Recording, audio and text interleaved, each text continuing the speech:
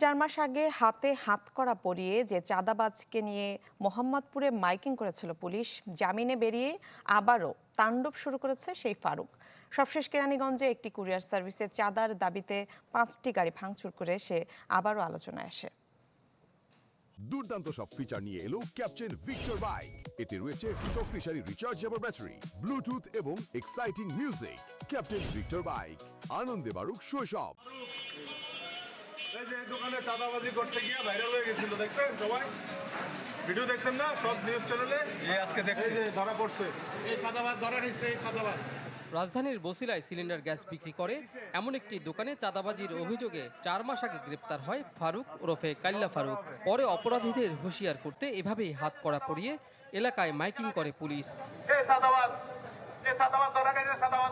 অথচ কিছুদিন পর জামিনে বের হয়েই আবারও স্বরূপে ফিরেছে সে। এবার তার অপরাধের থাবা পড়েছে কেরানীগঞ্জের ঘাটাচরের একটি বেসরকারি কুরিয়ার সার্ভিসের ওয়্যারহাউসে। বুধবার রাতে সহযোগীদের নিয়ে সেখানে প্রবেশ করে 40 জনের চাকরি দিতে এবং ওই প্রতিষ্ঠানের ভাঙারি জিনিসপত্র তার কাছে বিক্রির শর্ত দেয় ফারুক। আর এই অনৈতিক দাবি মানতে সময় দেয় মাত্র 1 ঘন্টা। গতকালকে তার ডিমান্ড ছিল তার 40টা ড্রাইভারের করে দিতে হবে হাটে থেকে। আমাদের বাঙালি মাল ওর মাধ্যমে বেচতে হবে। প্রতিষ্ঠানটির তাৎক্ষণিক সিদ্ধান্ত না পেয়ে বছিলা ব্রিজের কাছে কুরিয়ারের গাড়িগুলিতে অতর্কিত হামলা চালায় ফারুক গ্যাংয়ের সদস্যরা। ইট নিক্ষেপ করে ভেঙে ফেলা হয় অন্তত 5টি কাভার্ড ভ্যানের গ্লাস।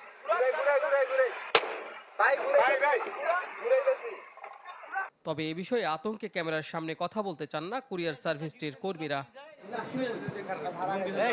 পুলিশ জনসম্মুখে হাতকড়া পরিয়ে ঘোরানোর পরও ফারুকের এমন দুর্ধর্ষ আচরণে চরম আতঙ্কে ভুক্তভোগীরা।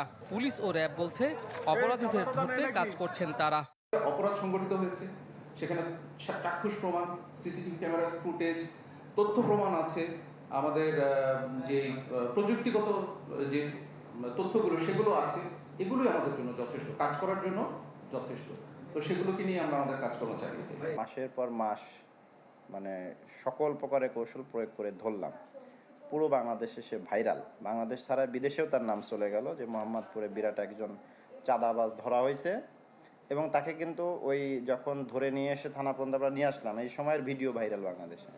বিরাট চাঁদাবাজ সেই লোক বের হয়ে এসেই অল্প কিছুদিন ছিল জেলে, বের হয়ে এসেই গতকালকে আবার বড় ধরনের চাঁদাবাজি করছে।